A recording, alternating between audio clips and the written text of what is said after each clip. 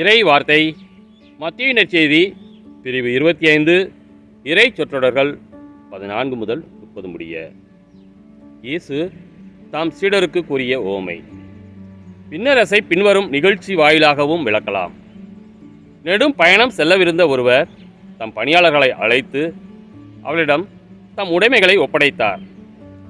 அவரவர் திறமைக்கு ஏற்ப ஒருவருக்கு 5 தாலந்தும், வேறொருவருக்கு 2 தாலந்தும், இன்னொருவருக்கு 1 தாலந்தும் கொடுத்துவிட்டு நெடும் பயணம் மேற்கொண்டார்.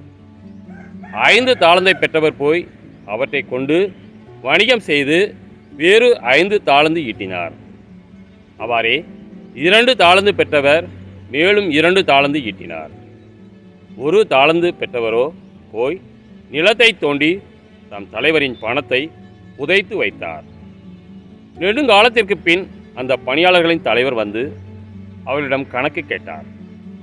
5 தாலந்து பெற்றவர் அவரை அணுகி வேறு 5 தாலந்து கொண்டு வந்து, ஐயா, 5 தாலந்தை என்னிடம் ஒப்படைத்தீர், இதோ பாரும், இன்னும் 5 தாலந்து ஈட்டியுள்ளேன் என்றார். அதற்கு அவருடைய தலைவர் அவரிடம், நன்று, நம்பிக்கைக்குரிய நல்ல பணியாளரே, சிறிய பொறுப்புகளில் நம்பிக்கை உரியவராயிருந்தீர், எனவே பெரிய பொறுப்புகளில் உம்மை அமர்த்துவேன், உம் தலைவனாகிய என் மகிழ்ச்சியில் நீரும் வந்து பங்கு கொள்ளும் என்றார்.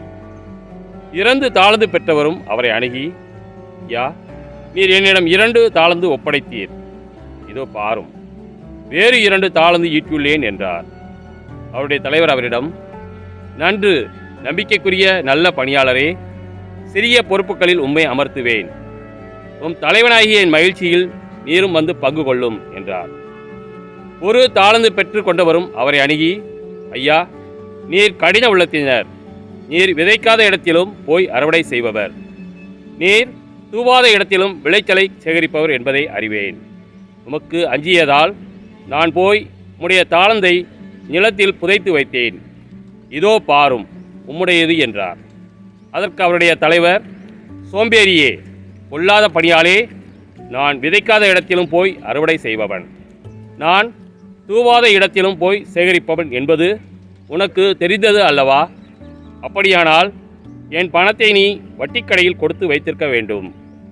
நான் வரும்போது எனக்கு வரவேண்டியதை வட்டியோடு திரும்ப பெற்றிருப்பேன் என்று கூறினார். எனவே அந்த தாளந்தை அவனிடமிருந்து எடுத்து 10 தாலந்து உடையவரிடம் கொடுங்கள், ஏனெனில் உள்ளவர் எவருக்கும் கொடுக்கப்படும், அவர்கள் நிறைவாக பெறுவர், இல்லாதவரிடமிருந்து அவரிடம் உள்ளதும் எடுக்கப்படும்.